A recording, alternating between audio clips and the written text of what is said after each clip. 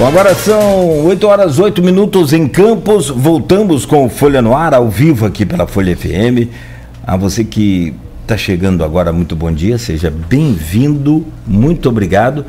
Para você que está com a gente aí desde cedo, mais uma vez, obrigado pela audiência também. Nós voltamos, só dar uma conferida aqui, tempo hoje em Campos é nublado, é chuvoso. A previsão de chuva aí a qualquer hora do dia. A máxima não deve passar de 25, faz 24 graus agora aqui no centro da cidade.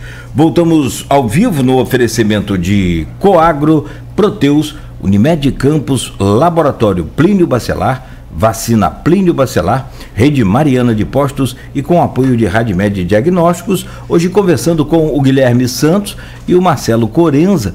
Eles são da assessoria da diretoria de tecnologia da FAPERJ, Fundo de Amparo às Pesquisas, né, no estado do Rio de Janeiro. E a gente deixava aqui aquela pergunta do milhão. Quero que os dois participem e respondam aí. Qual é o caminho das pedras para chegar aí a ter um processo aprovado, um projeto aprovado como esse de indicação geográfica na FAPERJ? Posso começar pelo Guilherme, fique à vontade. Perfeito. Bom, o primeiro passo é ter o edital aberto, né? Então, a gente teve essa primeira ação em 2021, que apoiou esses projetos que agora a gente está começando a visitar. E não descartamos, né, ter uma nova edição, ainda não tem nada previsto. Vai precisar de uma discussão interna. Mas assim que o novo edital abra, né, uma coisa muito importante é ler o edital com muita atenção, né, porque muitas vezes as pessoas não leem, só leem o título.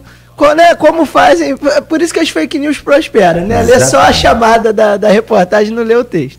Então não adianta só ler o título, né? Tem que ler o edital com bastante atenção, ver todos os critérios, todas as obrigações, tudo que está sendo pedido, né? Para você conseguir montar o projeto de acordo com o que a FAPERJ espera.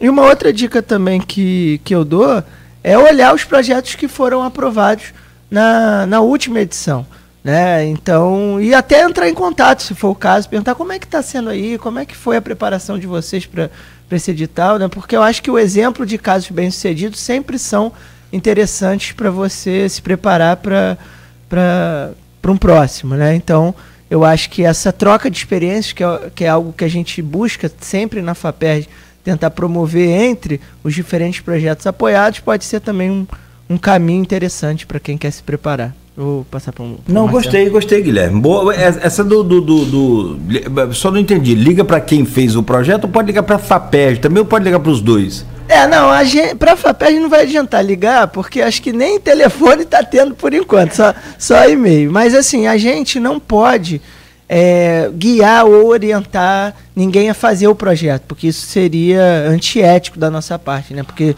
somos nós que avaliamos. E nem orientar a escrita do projeto. Exato, né? Eu acho que seria mais tentar ligar para outros contemplados, né? Então o pessoal aí da mandioca, do abacaxi, do café e de outros produtos, né?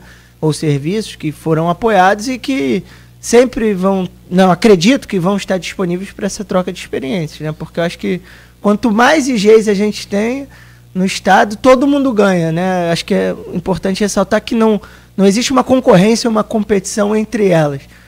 Eu acho que todo mundo quer que todas consigam para essa pauta ganhar mais visibilidade e trazer outros benefícios, né? Acho que o turismo é um deles, né? Acho que depois até o Marcelo pode complementar, que a gente ainda não falou, que é uma consequência pós-registro da indicação geográfica, né? Porque a indicação geográfica traz uma visibilidade enorme, não só para a indicação geográfica especificamente, mas para a região onde ela está, né? Então você tem aí hoje o turismo de experiência, né, que vem crescendo cada vez mais. Então visitar locais de produção de farinha, visitar locais de produção de abacaxi, contação de história daquela população envolvida com essa atividade, quer dizer, tudo isso gera um caldo cultural maravilhoso e que é importante para a região, não só do ponto de vista econômico, mas do ponto de vista cultural também. É o tal do desenvolvimento que a gente falava, né? Não é só questão de documentar e de registrar aquele, como você disse, ou aquele produto ou um processo como aquele produto é feito, ou um caso, né, um serviço. O caminho é esse. Agora, tem previsão de quando vai abrir um novo edital? Não. Vocês têm essa ideia? Os projetos, eles acabam no decorrer do ano que vem. Então, a gente pretende ainda receber os relatórios finais deles, ver quantos efetivamente vão fazer o pedido de registro, que é o objetivo final do edital, né? Fazer o depósito do registro. E a partir disso, a gente vai fazer uma análise desses resultados e ver, tentar medir de alguma forma o impacto desse edital, né? A gente sabe que provavelmente o registro vai demorar alguns anos no INPI para acontecer, porque faz parte do processo, e chegando 10 pedidos de uma vez no INPI do Rio de Janeiro, somado a todos os outros do Brasil, é possível que demore um tempo relativamente longo, mas antes disso a gente pretende fazer uma análise a partir dos relatórios disso, e o Sebrae agora começou a fazer um novo levantamento de outras potenciais IGs no estado do Rio de Janeiro também, e já foram identificadas algumas possibilidades, inclusive na área de artesanato. Então a gente poderia começar a estudar essa possibilidade de uma nova edição a partir, claro, dos resultados desse, mas já com uma perspectiva dessas novas indicações geográficas que estão emergindo aí desse trabalho que o Sebrae está fazendo. Muito bom, né? Muito bom. Esse edital ficou em quê? Eu vi alguma coisa em torno de 4 milhões, eu li rapidamente, não cheguei, não tem um total de valor assim exato que eu consegui apurar, mas é alto. É um valor relativamente alto, porque a gente sabia que seriam poucos projetos que poderiam ser apresentados, algo em torno de 20. Então é um valor que a gente mensurou dentro de várias reuniões que nós fizemos, né? Junto com o pessoal do Ministério da Agricultura, com o Sebrae e com outros atores importantes nessa área, que transita aí pela indicação geográfica, estudam, e a gente pensou quanto é que custa isso, né? Inclusive com algumas pessoas do INPI, quanto é que custa fazer o registro. E aí a gente pensou num valor que pudesse atender a todos, então a gente chegou no valor que está lá definido no edital, que em princípio é suficiente e talvez até, como o pessoal da farinha ontem mostrou para a gente, foi suficiente inclusive para fazer algumas pequenas reformas dentro de algumas fábricas para poder enquadrá-las às exigências do Ministério Público do Trabalho relacionadas à segurança e também até questões sanitárias dentro das fábricas. Perfeito. Não, isso é fundamental, né? Agora, recentemente, teve uma denúncia lá na fazenda do cantor Leonardo, né? Também com relação a trabalho escravo, trabalho análogo à escravidão, né? Sim. Aí ele justificou que a fazenda é arrendada. Então tem que ter todo esse e aqui também antes, muito antes, né? Tinha uma série de trabalhos assim análogos à escravidão aqui na região também. São Francisco não era diferente, mas com vocês acompanhando, aí sim a gente acredita que a coisa vai para um outro nível. Tem também o apoio a equipes discentes de projetos de base tecnológica para competições, que é uma outra parte que vocês vêm trazendo também. Me parece que foram 33 projetos aprovados por vocês, e tem uns foguetezinhos maneiros, não sei se você já viu, Beto, aqui no IF também tem.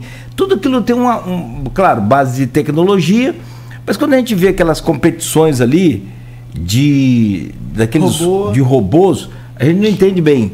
Bom, o robô está destruindo o outro, beleza, destruiu, ganhou o quê? Não, basicamente, não é a competição que vai premiar nada só, é todo o processo para chegar à competição e o que vai ser usado pós a competição, é isso? É uma base de conhecimento para gerar outro produto, seria isso?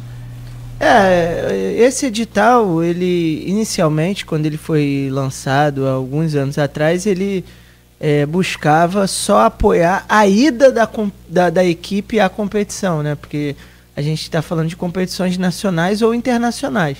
Então, uma equipe aqui de Campos, ela precisa de um recurso para poder ir participar da etapa do Sudeste ou da etapa nacional, e se for internacional, ainda mais complexo, né? Passagem aérea de longa distância, diárias, etc. E aí, um tempo atrás, né, acho que depois o Marcelo pode complementar, porque ele foi mais ativo nesse processo, a gente reformulou o edital, entendendo que a competição não se resume só à ida ou o momento da competição em si, né? Tem uma série de conhecimentos que podem ser desenvolvidos relacionados à inovação, empreendedorismo, liderança, entre os alunos, né, durante a execução desse projeto. A competição ela só coroa esse desenvolvimento, né? Mas para você chegar e montar um time que vá construir um foguete, construir um barco, construir um robô, construir um carro, né? A nossa ideia é que eles desenvolvam ali competências empreendedoras orientados por um professor. É sempre um professor que pede o recurso, né? E consegue ali manejar aquilo. E que depois, né, a gente tem até casos aqui da região também, né, o que o Henrique já trouxe pra gente, que aquilo às vezes começa como uma brincadeira, a gente acha que é até uma brincadeira, e depois aquele aluno que desenvolveu aquele conhecimento ali parte para uma coisa mais ampla, de criar sua própria empresa, né, ou atender a outras empresas, né. Então é uma iniciação tecnológica, empreendedora, de inovação, muito relevante, né? Então por isso que a gente tem esse edital, né? Acho que o Marcelo também pode... A gente sempre pensa na capacitação dos alunos, né? A gente está falando de alunos em graduação, mas eventualmente com participação, às vezes, de mestres, doutores, que estão desenvolvendo seus trabalhos num campo mais tecnológico, seja robô, foguete, baja, ou existe até competição de biotecnologia internacional para fazer kits de diagnóstico. Então, é uma área muito vasta, e nesse edital agora a gente aprovou, por exemplo, projeto de competição de barista para a galera que vai fazer café, né, com uma competição nacional. Então, é muito diversificado e como o Guilherme falou, tem um lado empreendedor, tem um lado do desenvolvimento tecnológico, mas também tem um lado que provavelmente aquele aluno da graduação, ao longo do curso, nas disciplinas teóricas que ele tem, e mesmo eventualmente numa parte prática que ele possa ter de estágio e etc., ele talvez não tenha acesso a uma série de conhecimentos que ele tem quando participa de uma equipe como essa, porque o Guilherme falou muito bem, a questão da liderança, né? Você tem ali um líder da equipe, você tem uma necessidade de definir tarefas específicas, seja para uma pessoa, seja para um grupo de pessoas, para poder construir uma peça específica de um robô, de um foguete, montar fazer a mistura de um combustível que seja mais eficiente, que faça com que o foguete alcance seus objetivos dentro daquilo que está programado na competição. Isso gera uma capacidade intelectual e também de fazer, né? Imagina, o Brasil tem, por exemplo, indústria bélica. O cara faz química, mas ele sabe fazer combustível de foguete. Para se qualificar para trabalhar numa empresa como essa, se ele passou por uma equipe de competição e ele mesmo fez combustível de foguete para competição e sabe mais ou menos como manipular os ingredientes ali daquele combustível, ele já está um pouco mais qualificado para chegar numa indústria dessa e apresentar seu currículo, por exemplo. Sim, sim. Desses projetos, cara, eu estou vendo aqui, tem um, por exemplo, que é da Mônica Monteiro Lomeli, da UFRJ, uma plataforma para diagnóstico de arbovirose. Sim. Sim. Relacionada à questão da dengue, da chikungunya, Isso. zika. Mas tem um outro também, cara. Deixa eu ver se eu acho ele aqui. Não sei se... Ele tem um avanço na metalômica tumoral como elemento promotor da malignidade do câncer, mecanismos e terapêutica, da Mariana Paranhos, do IFRJ. É isso mesmo? Isso. Instituto Federal do Rio de Janeiro. Do Rio de Janeiro. Porque no Rio de Janeiro nós temos o IFE, Fluminense, né? O Instituto Federal Fluminense, que vocês têm um campus aqui. E tem um outro, que é um IFE também, mas do Rio de Janeiro, que fiquei procurando o outro F aqui. Mas é o mas IFE somos RJ. privilegiados, nós temos dois. 3 se contar o Cefet. 3 se contar o Cefet, 4 se contar o Colégio Pedro II. Que ainda tem o Cefet ainda. Ainda tem o Cefet. Legal. Mas nesse... pode complementar. Não, sim, o que eu quero deixar claro é isso, que tem... porque a gente viu, assim... Pensa sempre no robô. Vulgarmente, vamos dizer vulgarmente, popularmente, sei lá, a gente vê assim, a grosso modo, aqueles robozinhos, muita gente passa na televisão, toda hora você vê alguma reportagem, alguma coisa, então, mas não sabe o que está por trás daquilo, é isso que eu gostaria que ficasse claro para as pessoas, né? Mais uma profundidade maior do que se passa para chegar até aqueles robozinhos. Mas isso também foi uma surpresa para a gente, né? Que quando o edital começou e ao longo dos anos foram aparecendo outros tipos de competição. A gente também só pensava no carro, barco, foguete, robô, né, que são as mais tradicionais. Mas eu acho que outras áreas de conhecimento viram a relevância e a capacidade que uma competição tem de mobilizar conhecimentos e desenvolver essas capacidades nos alunos e começaram a criar competições de outras naturezas, né? Então hoje a gente... Desde o cinema, tem competição de curta-metragem, até biotecnologia, até fotografia, até café, barista, até a área do direito também, que tem competição de jurisprudência, etc. E as mais tradicionais, né, que a gente já conhece. Então foi uma ampliação de horizonte bem... que foi surpreendente até para a gente, né? E a gente fica feliz, porque acho que todas as áreas podem se beneficiar desse tipo de atividade, né? Uma iniciação bem relevante para os alunos. Isso é um aprendizado enorme, né? Que o aluno que participa dessas competições, independentemente da área, porque ele sai, digamos assim, daquele ambiente acadêmico, né? Que ele tem que ler, estudar, fazer prova, fazer um artigo, enfim, tudo que é tradicional. A parte chata da vida. E mesmo o estágio, né? Que é uma coisa muito, digamos... para cumprir uma etapa do processo de ensino ali, para se formar, ele tem que fazer um estágio, remunerado ou não.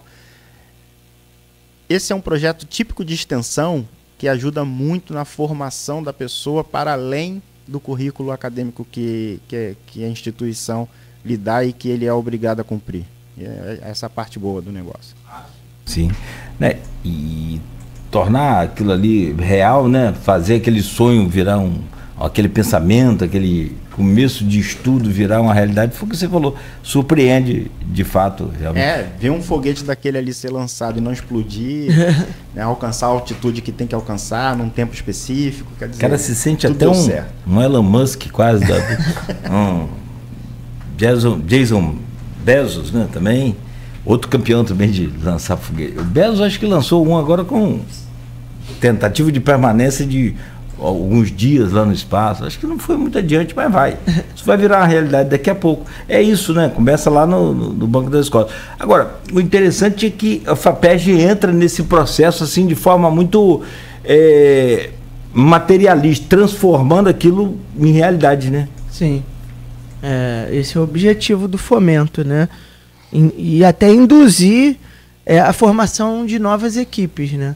Então, isso a gente viu acontecer desde que a gente começou a lançar esse edital com mais regularidade, né? Nem sempre é todo ano, geralmente é a cada 2 anos, às vezes tem um intervalo um pouquinho maior, mas a gente vê que a cada nova edição, né? A última foi desse ano, surgem mais equipes, né? Não só áreas diferentes, mas equipes diferentes, principalmente em locais que não tinham a tradição de ter equipes, né? Que a gente sabe que a FRJ, a PUC, já tem esse tipo de atividade, né? Nessas mais tradicionais há muitos anos. São equipes que às vezes nem precisam tanto do recurso, porque já tem até patrocínios de empresas privadas.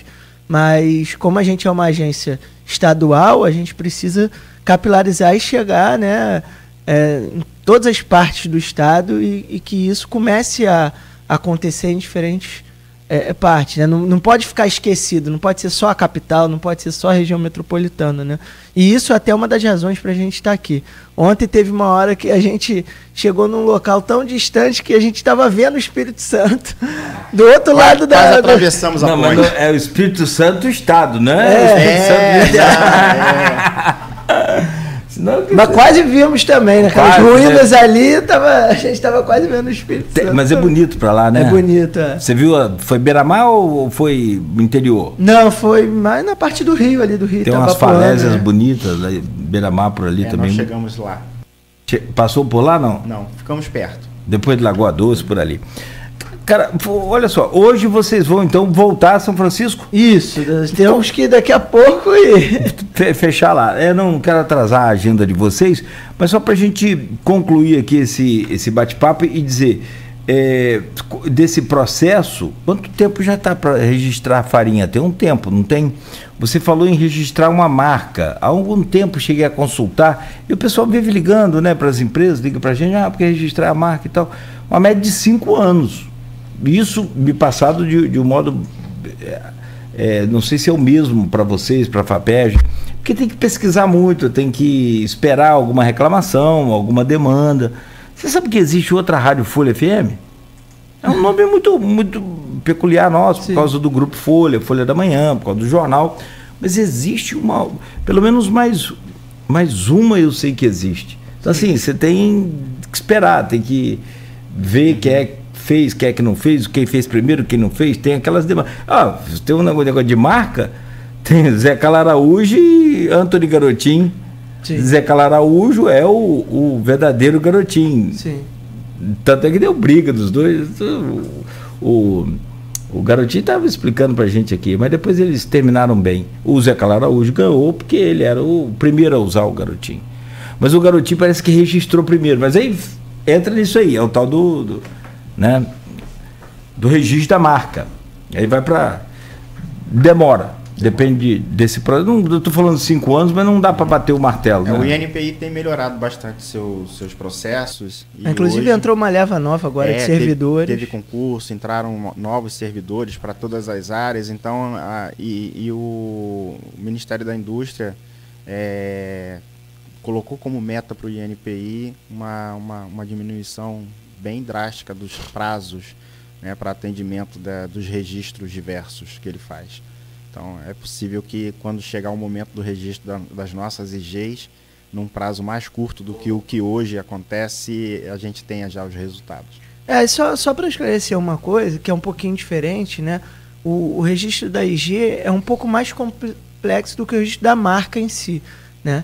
Então, assim, só para fazer uma analogia, hoje, né, os produtores de farinha que a gente visitou, eles não têm uma marca própria, né, deles. Então, eles produzem aquela farinha, isso foi até uma coisa que chamou nossa atenção, depois eles botam em sacos de 50 quilos, então a venda de um produto assim de uma forma mais genérica, né, e sacos com farinhas de São Paulo e tal. A gente falou, como é que esse saco está saindo daqui com São Paulo? Não, a gente só reaproveita, porque ele só vende o produto em si, ele não bota a marca dele, né? Então, e vende ali no atacado, vamos dizer assim. A IG é como se fosse uma marca coletiva, um pouco mais complexo, porque tem que ter toda essa parte, né, de conhecimento por trás que a gente já explicou, e todo mundo ali vai poder usar a marca da indicação geográfica e dizer, olha, essa farinha aqui é dessa área e foi reconhecido. Mas isso não impede que, futuramente, um produtor queira criar a sua própria marca, né? Então, vamos dizer que você é um produtor de farinha lá de Itabapoana, farinha do Cláudio, né? Você vai, como um produtor de Itabapoana, certificado dentro daquela IG, você vai usar lá a marca da IG, né? Que todo mundo vai poder usar. O Cláudio, o Henrique, o Guilherme, o Marcelo, etc. Mas você quer criar a sua farinha, porque você quer vender direto ali para um conjunto de consumidores. Então você vai poder ter a marca da IG, ou seja, eu sou uma farinha de Itabapoana, mas eu fiz aqui uma receita diferente, botei um ingrediente e tal, e eu vou ter a farinha do Cláudio. Aí você vai registrar aquela marca, né, específica da sua farinha. Então depois pode ser que cada produtor daquele tem a sua marca também própria, né? São coisas que não são concorrentes. O IG é uma coisa, a minha marca é outra que usa aquele produto do IG. Isso, exatamente. Ah, mas legal. aí você como faz acontece com vinho, por Isso. exemplo, né? Você tem N rótulos de vinhos, de Sim. diferentes uvas, de diferentes fabricantes, mas todos são da Serra Gaúcha, por exemplo. O próprio queijo, canastra. Exato. Sim. Você pode ter o queijo comum, como pode ter um queijo temperado lá. Isso, não, e você tem lá sítio ABCD, família ABCD, mas todos são canastra e podem usar o nome canastra porque estão dentro daquela região delimitada, fazem parte da associação, estão registrados. E aí vem um agregador de valor Exatamente. nesse processo.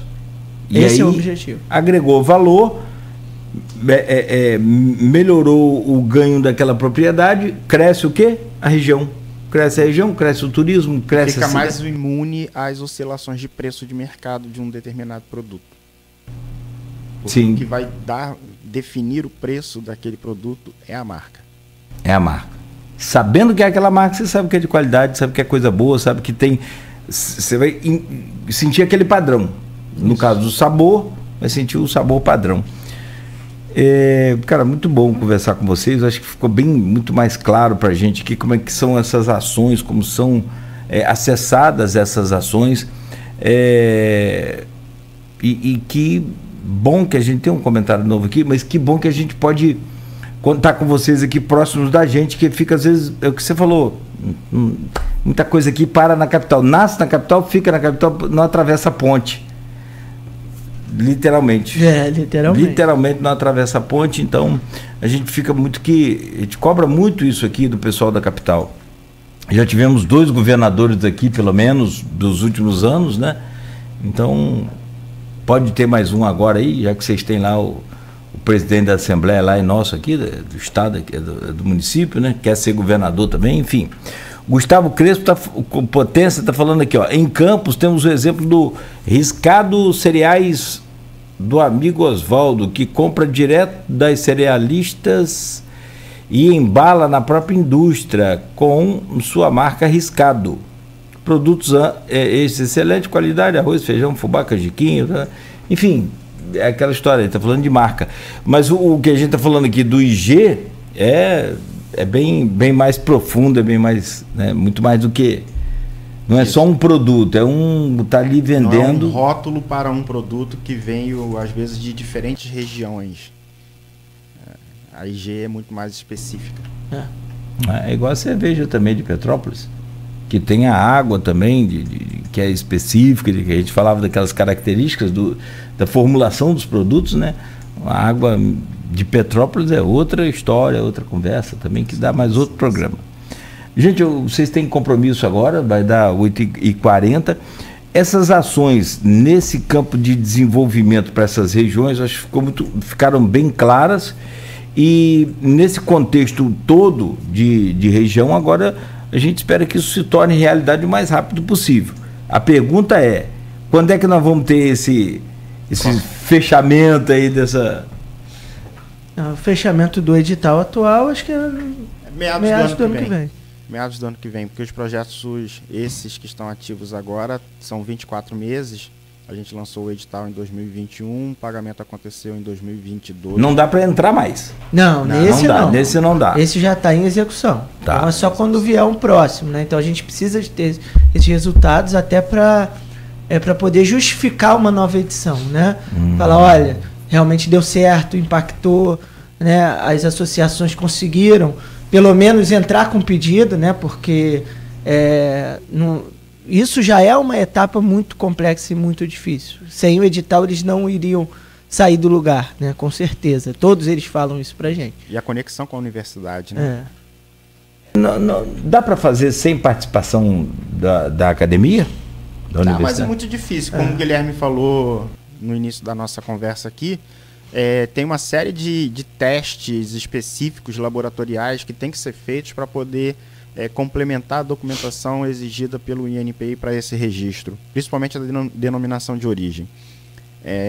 E aí não ter a universidade ou um instituto de pesquisa próximo é um risco bastante grande. É claro que ele pode contratar isso de empresas privadas ou mesmo contratar os laboratórios dentro das universidades por conta própria.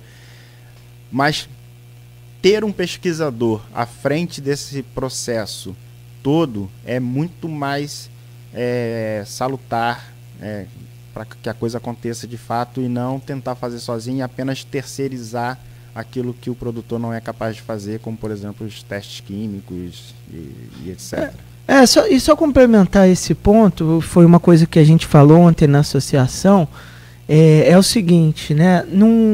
A gente não quer dizer aqui que existe uma hierarquia de conhecimento, que o conhecimento da universidade, o conhecimento científico é mais relevante, mais importante ou melhor que o conhecimento que os produtores têm, né? Eu acho que são conhecimentos complementares.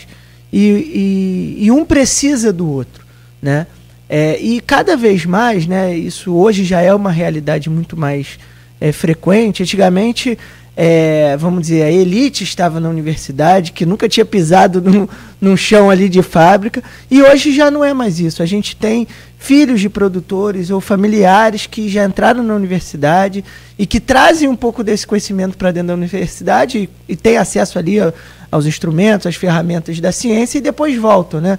Então ontem uma das meninas estava acompanhando a gente na visita, o pai dela foi produtor, o irmão dela continua sendo produtor e hoje ela já fez graduação, já fez mestrado na área e hoje auxilia a associação, né? Então a gente também não quer dizer que o pesquisador é aquele cara, aquele cientista, né, de jaleco tradicional que vai vir ali ensinar os produtores a produzir.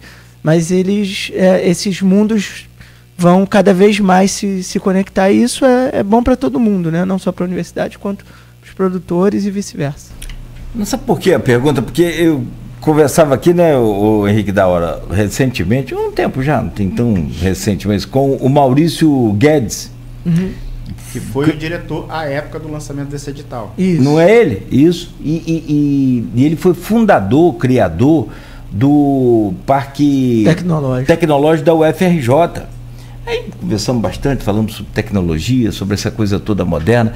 E Campos é um polo universitário fantástico. Nós temos aqui grandes universidades, grandes faculdades, nós temos mais de 20 mil alunos por dia passando por essa academia. E eu perguntava ele assim, sobre desenvolvimento regional, que é o macro, né? O que a gente busca através do rádio, através do Grupo Folha da Manhã, é promover justamente essa coisa do desenvolvimento, do crescimento, principalmente, pra você ver, recebemos aqui todos os candidatos à Prefeitura de São João da Barra e de Campos. De Campos, tinha um tema que o Aloysio Abreu Barbosa preparou, principalmente para essa série de entrevistas, que era Campos para além dos royalties. Pensar Campos sem os royalties. Que hoje, ontem eu estava vendo uma postagem de um canal do estado do Rio de Janeiro, Mapas do Rio, Mapas RJ, uma coisa assim. E é muito interessante, que eu gosto muito de dados, e você, através dos dados, dos números, você consegue entender. Apesar de que muita gente nega as pesquisas, né? Sim. Aí depois chora onde? Na cama, que é lugar quente. Porque você negar as pesquisas, cara, é bem complicado. Você e vai pode chorar em posição fetal. Ô, meu pai. Teve gente aqui em Campos, jornalista, negando as pesquisas, falando isso. Teve tentativa de pesquisa tão fraudulenta, tão absurda, não sei se vocês acompanharam, que registraram a pesquisa no TSE, já com o resultado final da pesquisa, com os números, mas sem ter feito. Só ia fazer semana que vem. Cara, muito doido. Não, que pode falar, mas só para concluir. Então, assim, estou falando de academia, eu perguntava ao Maurício, qual o que você indica para o crescimento da nossa região, para o desenvolvimento, passa por onde, uma ideia sua e tal. Ele falou, cara, vocês precisam conversar com a academia. Frase dele, fechou, acabou o programa, fomos embora. Tem uma dificuldade para conversar com a academia. Eu conversava com o presidente do Sindicato Rural outro dia, ele reclamando da UENF, que a UENF fica muito dentro dos muros e tal. Falei, quando foi a última vez que o senhor procurou a UENF? Não, nunca procurei. Então, assim, E nós temos aqui, por exemplo, o vice-reitor um cientista, um dos mais afamados aqui, um dos mais categóricos nossos também, e ele diz aqui, ó, que ele tem um trabalho com bioinsumos para controle de pragas na lavoura, olha aí, inclusive na cana-de-açúcar. Então, assim, está o controle de praga aqui sendo criado na nossa universidade e está a praga comendo a cana ali no quintal do produtor. Então, falta o quê? Só uma liga aí para esse... Não, pode falar.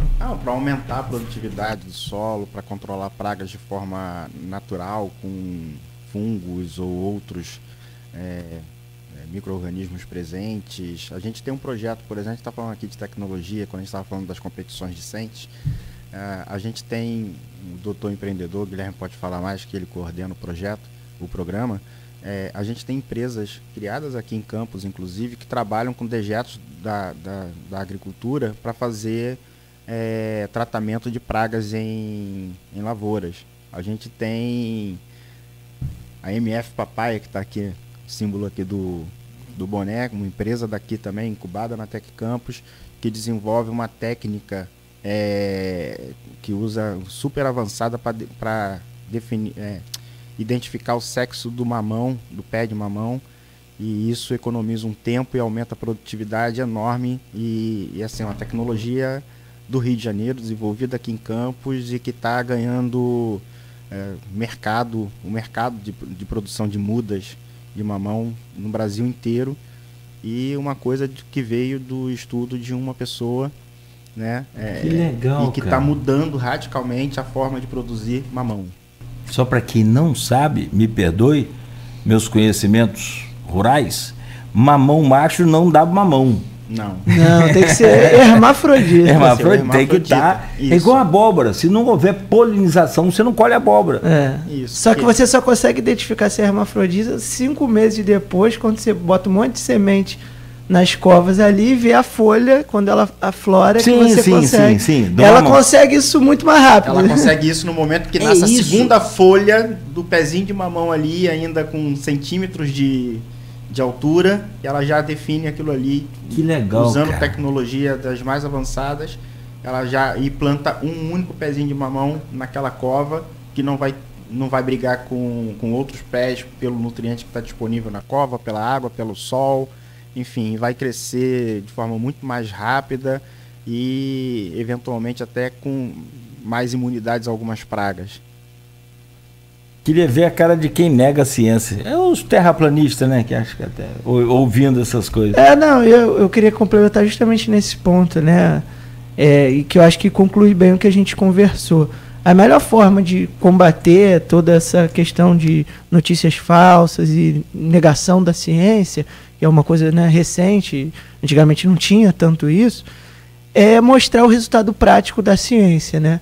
Enquanto a ciência ficar também só na produção de artigos que não vão chegar a muitas pessoas, que são artigos áridos, até para quem é da área entender, as pessoas não vão dar valor. Mas quando você começa a usar a ciência e impactar diretamente a vida de cada um, o desenvolvimento regional, a geração de renda, e a gente consegue mostrar de forma clara que só através da ciência isso aconteceu, então as pessoas vão começar a quebrar aquela resistência, né? Então, o que a FAPERJ faz, né, com essa fala que você teve aí com o Maurício, é justamente tentar induzir que esses dois mundos conversem, né? Então, que a universidade se abra um pouco mais para o setor produtivo, para o produtor rural, etc., mas também mostrar para esses empresários, para esses produtores, que vale a pena conversar, que é importante e que isso vai trazer resultado prático. Né? Que sem a gente mostrar o resultado prático, que as pessoas entendam, que seja palpável, não vai adiantar. Só aquilo que você falou. Não dá para entender o que está ali, às vezes, na publicação. Que é tudo para o cientista. Sim. É tudo para ele que ele quer uma publicação. Claro. Mas para nós, seres humanos, pobres, normais, mortais, a gente precisa de transformar aquele conhecimento ali em produtividade, em, né, nota fiscal, imposto, materializar. Muito bom. Mais imposto, inclusive, para poder aumentar a receita da FAPERJ, para que a gente possa investir mais. e para a gente viver sem os royalties. Exatamente. Que é o fundamento de toda essa conversa nossa aqui hoje e que a gente busca tanto. Alternativas para além dos... Aí eu estava falando das cidades, né, nos mapas e dos dados, acabei me enrolando aqui com outras conversas, é que Maricá é um dos maiores PIBs do estado do Rio de Janeiro hoje, um dos maiores, compete lá com capital, né, com o Rio de Janeiro. Aí você vai ali, números de inscritos no CAD único, 62% da população está inscrita no CAD único. Para quem sabe ler, isso aí é pobreza. Sim. População pobre com o município precisa dividir essa renda. Justamente não é dar o dinheiro para as pessoas, é distribuir de forma com que a gente consiga produção para gerar o PIB que vocês comentaram aqui agora. Isso tem que gerar empresas que sejam capazes de pagar salários mais altos, e dentro dos serviços tradicionais isso é possível, claro, mas de modo geral os serviços tradicionais são salários baixos. É isso que a gente tenta mudar um pouco. Perfeito. Gente, agradecer muito a vocês. Avançamos um pouquinho aqui lá no horário, né, de 8h40, 8h30 que a gente havia combinado, mas toda sorte para vocês, né? Muito obrigado sempre. E quando vier, né, não esqueça de trazer as coisas pra gente, né, mano? Tô brincando. Não esqueça, não esqueça de passar aqui para tomar um café. Um agrado é sempre bom. Esse Beto é muito. Não esqueçam de passar aqui para tomar um café com a gente. Tá bom. Tá? Guilherme, muito obrigado. Bom dia, boa sorte para você. Parabéns aí pelo trabalho e pela forma de conduzir o trabalho, né? Vocês poderiam ficar muito bem lá só recebendo os e-mails e as conversas por aplicativo, né? E hoje estão aqui com a mão na massa. Isso é bem legal. Obrigado, tá, irmão? Obrigado. Marcelão, obrigado também. Eu que agradeço. Sucesso para vocês. Agradeço a oportunidade de falar um pouco mais sobre a FAPERJ e o trabalho que a gente vem desenvolvendo aqui em Campos e região. E Henrique vai pagar o café agora. Vambora. É isso. 8h49. Gente, fechamos aqui. Obrigado também, Henrique da Hora. Valeu a você que nos acompanhou até aqui. Amanhã o Folha no Ar estará de volta às 7h da manhã. E amanhã nosso convidado é o vereador reeleito Fábio Ribeiro. Vai estar com a gente aqui. Vamos falar sobre os números das últimas eleições em Campos para prefeito e para vereador. A reeleição dele, a reeleição também de Vladimir e, claro, a composição da nova mesa diretora, onde o prefeito de Campos atual conseguiu a reeleição e dos 25 conseguiu 19 vereadores. Então sai com uma base aí muito grande, muito fortalecida. Bom, 8h50 amanhã, então, às 7h, de volta no oferecimento de Coagro, a cooperativa dos produtores de cana de Campos, Proteus, serviços de saúde e medicina ocupacional, qualidade certificada ISO 9001-2015. Unimed Campos, cuidar de você, esse é o plano. Laboratório Plínio Bacelar e vacina Plínio Bacelar, cuidando bem de tudo que te faz bem. Rede Mariana, de postos, qualidade e compromisso com você. Apoio Radmed, diagnósticos por imagem, sempre à frente. A Proteus, moderna empresa.